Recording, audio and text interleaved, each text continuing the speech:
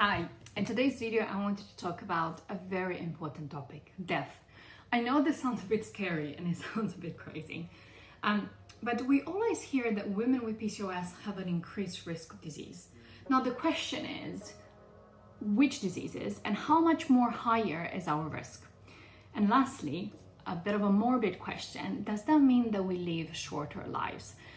All of these questions were very uncomfortable to look into for myself because obviously I'm kind of looking at my own mortality, but I do think it's extremely important to discuss it. They kind of prompted into my mind after I finished reading With the End in Mind by Catherine. Very interesting read, very uncomfortable, a lot of tears, I'm just warning you now. And I guess what it did make me think is, well, it's gonna happen, isn't it? And given that I do already have a condition, how does that condition impact the quality of life, but also my death prognosis? And whilst you might feel like, oh, I don't really want to know about this, I'm just gonna close this video right now, just feel a bit that uncomfortable feeling, because it might actually help us take certain actions in the future to ensure that we have a more comfortable end. So let's get into it. As usual, I do go onto my little research pathways, and I did find a very interesting study done in Canada between 2002 and 2018, and they actually looked at about 16,500 cases of PCOS, comparing them with about 49,300 age-controlled groups. So they took these two groups. They're like, okay, let's look at the prevalence of 31 different diseases into the group that has PCOS, and let's look at the same diseases in the group that doesn't have PCOS, and let's see whether the prevalence is higher, which means obviously an increased risk. Now, it could be down to this, Alberta, this area of Canada. However, multiple studies have shown that we have an increased risk of disease, specifically cardiovascular disease and diabetes, but I will go into that in just a moment. One thing I wanted to just clarify before I start is there is a difference between an increased risk and prevalence, right? An increased risk looks at the difference between how many times it happens in women without PCOS and how many times it happens in women with PCOS, right? So something like, let me just pick one of them. Let's look at congestive heart failure, right? We have a 50% higher chance of getting it. Now, that sounds scary, doesn't it? But what is the prevalence? It happens 0.47% of times in women without PCOS, and it happens for us, it's 0.97% of times. So as you can tell, it's not even 1% of us that will actually be getting this disease. But if we ended up looking only at the risk increase, which is 50%, it sounds scary. So this is why it's important to look at both, so we really understand where should we focus, where are the actual conditions that we are at risk of. So let's look at hyperandrogenism, right? This is excess testosterone. We know that this is the hallmark of our condition, so this should be high, and indeed it is, right? For women without PCOS, they see it in about 17.8% of cases. However, in PCOS, they see it in 92.6% of cases. This is a 5-fold higher times. This is clearly what is driving this condition, and you can see it in the numbers. So we're looking for these very extreme differences so we really understand what are the conditions we're at risk of. So I picked about 5 or 6 of them from this table. Of course, there's more, and you can actually read the full list within this article that is being released together with this video. But let's start with hypertension. So hypertension is obviously a cardiovascular disease. It can lead to all sorts of complications down the line, but we do have a 30% higher chance of hypertension. What does this mean? It means that this happens in about 36.9% of non-PCOS humans, which is still high, pretty high. That's a quarter, right? That's a pretty high number, but it does happen in about 53% of women with PCOS. So essentially we have a 50-50 chance of getting this disease, one that we must look at. Depression and anxiety, one of the diseases that I think I am the most scared of, I would say, because I think not having control over your mind can be debilitating in a lot of ways. And I think I've experienced in the past some bouts of anxiety. But what can we do, right? There is meditation, there is mindfulness, there is looking after our stress levels. That it's so important to really focus on those things, because we do have a 1.4-fold higher chance. That is a lot. So it happens for about 38% of cases in women without PCOS, but for us it happens in 55.7% of cases. Again, this is a 50% chance. It's high. And obviously sometimes we don't have control about it, but I think looking for the early signs of some of these mental health disorders, it's extremely important, and actually taking action very quickly, right? So if you do feel like you're going down a spiral, is how do you get in therapy as soon as possible, or try to get help from friends and family. So for me, knowing this information, it doesn't condemn me to getting anxiety or depression, but it does make me wary of the signs of it, so I can act way before. I can even tell my close family, right, to look out for some of the signs, like when I'm demotivated, I don't want to get out of bed, or I'm being very, very low in mood for a long period of time. I want them to know that I have this risk, that it might be, transforming into more of a serious thing, so they can intervene quicker. So these are some of the things that we can already do in terms of this, obviously, diseases. The other one, obesity. I mean, look, there's no, let's just say there's no surprise here. We know that we're a higher chance of obesity. It's a 3.8-fold higher. It's pretty high. So it is about 25% of PCOS women do end up with obesity. And this is where we need to be very careful about maintaining our weight, right? Going through extreme measures to lose weight, it obviously depends when your starting point is, right? Is important. However, really looking at things not progressing, right? Is your weight progressing? Because that's a one-way street, right? And I think trying to lose weight and then maintaining for a long time. So this is what I'm currently doing, right? Like, weight will always be my problem, right? It's just what it is. And I have all of the tools available through my nutrition, through all of this work, to be able to control it. And that's my aim. What I do right now is I go through phases of losing weight, and then I go through 6 months of maintaining it, and then I might go again through a few months of like trying to reduce a bit my weight, and then I go through maintaining it. Because the most important thing for me is that my weight is stable and maintained at a place where it's not progressing forward, right? Of course, this all, don't take this as the gospel, because it always, it depends on where your starting point is, right? And obviously this is a huge topic I'm not going to go into now. The other one that we are very high risk of is obviously high cholesterol. So we know that from a genetic perspective, we are predisposed to high cholesterol. Again, extremely important, because high cholesterol does increase the risk of our cardiovascular disease overall. So if you think about, heart attacks and all of that, the scary thing is we have a 3-fold higher increase of high cholesterol. So it's seen in about 8% of cases. And this is something that you can definitely stop in its tracks very early on. So cholesterol is one of the blood tests that I think needs to be a staple, and in my own opinion have to be checked yearly. Of course, if there are signs of increase, it's like you really have to look at the lifestyle, right?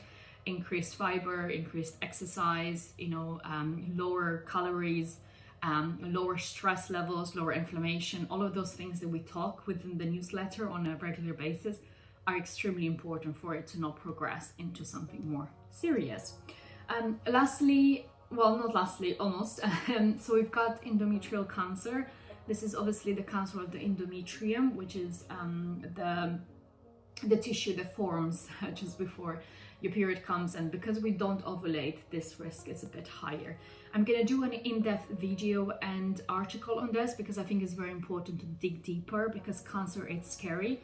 And again, I think with cancer is, I don't want to say it's an inevitable, but somehow it's so present in our nowadays that the only way you can get away from it is obviously preventing and making sure you catch it early. So if it does happen, knock on wood that it's not going to happen, but if it does happen, for me, the damage control is in catching it early. So how can you catch things early in order to have the best chance of recovery?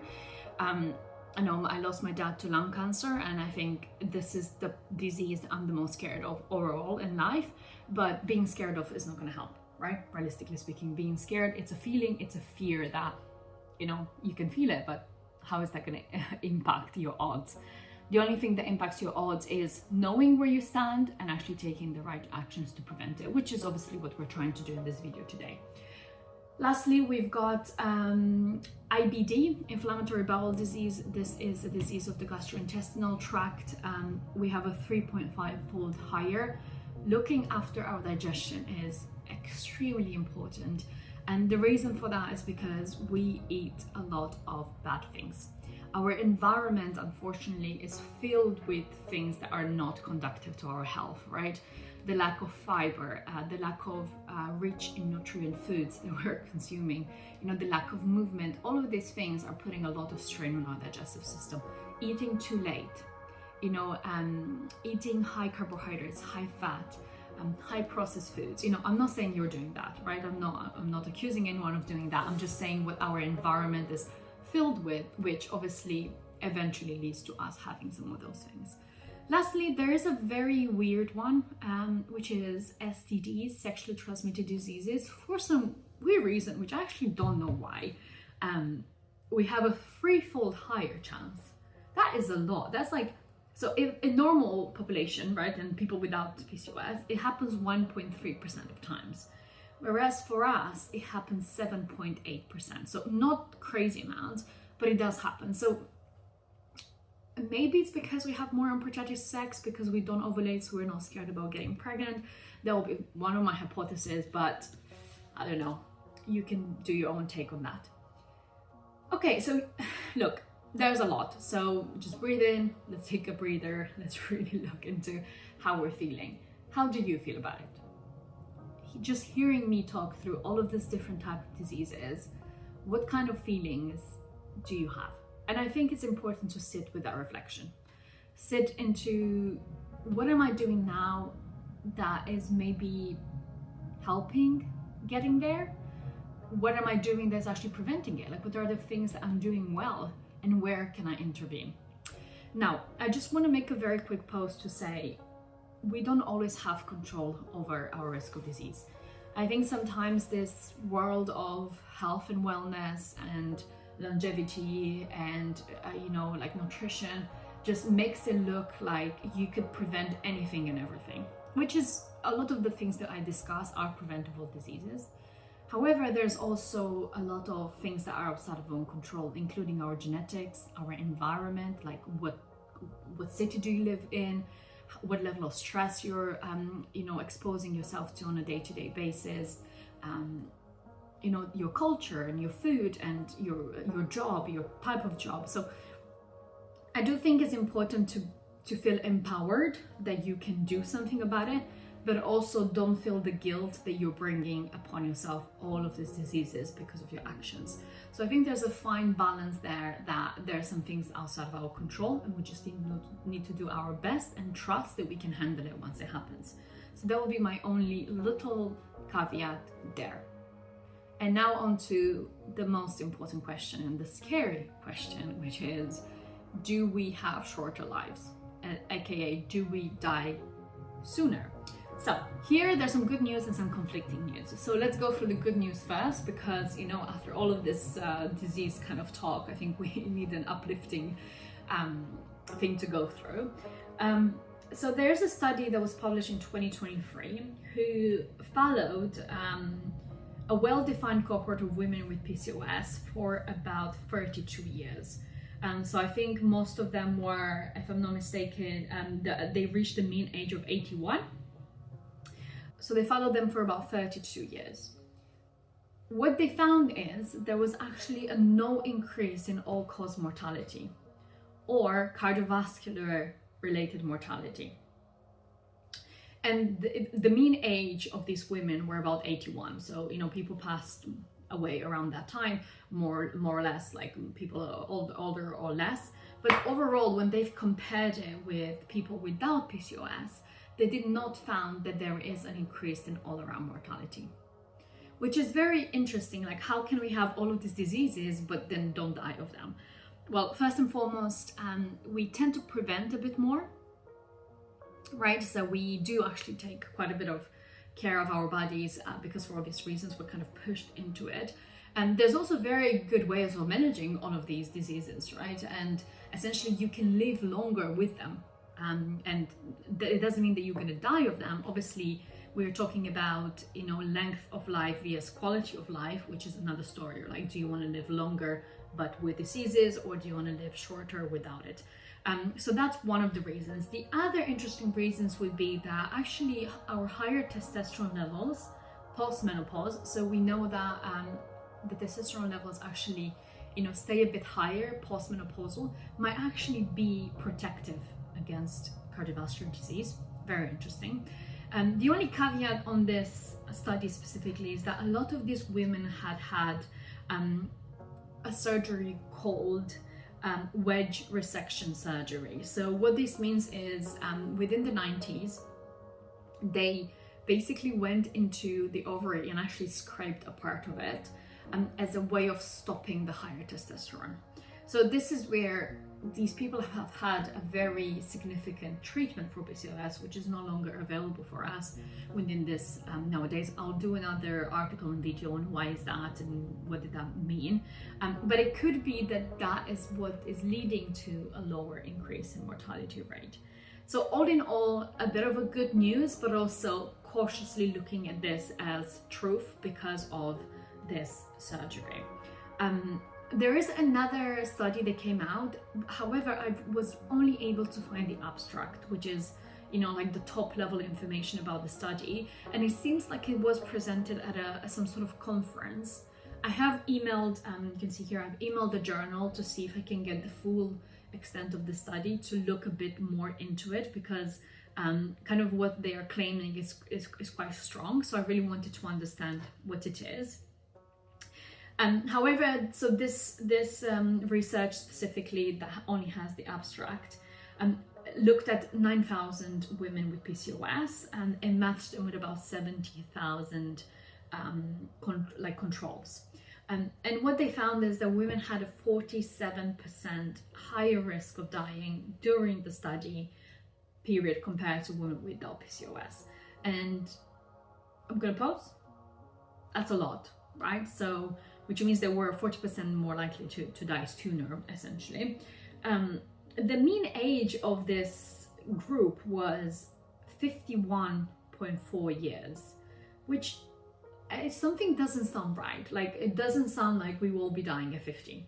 Like, something doesn't feel quite right, which is why I really want to read the full articles. And as soon as I have it, they haven't not replied, it's been about 2 weeks now, so as soon as I have it, I will be coming back to this specific study, because obviously it is a bit scary.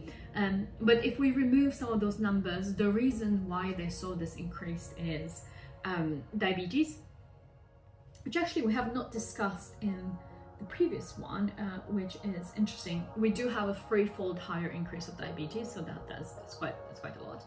But here they show a 207 higher chance of dying from diabetes compared to women without PCOS.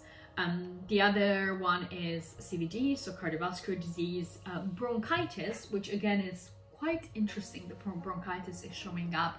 Again, I'm not sure about how our immune system can deal with respiratory infections, but this was also one of the reasons why they had the higher increase of dying.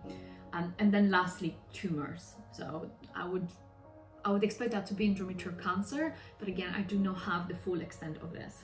So I wouldn't be scared. I wouldn't take this as, oh my God, I'm gonna die at 50, you know, from all of these diseases. I don't think that's the case. I will be doing a bit more digging into this specific study. However, my closing thought is looking after ourselves is just non-negotiable. It's not about whether we look skinny or whether our skin looks flawless. This is serious. Like, this is about your old age. And again, we don't have full control over it. However, looking into what we can do today to have a better future must happen. And it's because we were given, you know, a bad hand of cards. I don't think it's as bad as getting some other very awful conditions out there. And I wish I didn't have PCOS, and I want to like be like, oh, this is so annoying, why is this me? But whilst I can dwell within those feelings for just a tiny bit, it's more important what lessons I'm taking from this. So I really hope you, well, I think saying I hope you enjoyed it is probably not the best thing to say, but I really hope it's giving you a bit of insight on what risk of disease means, and take it from here in the right way. Thank you very much. Bye.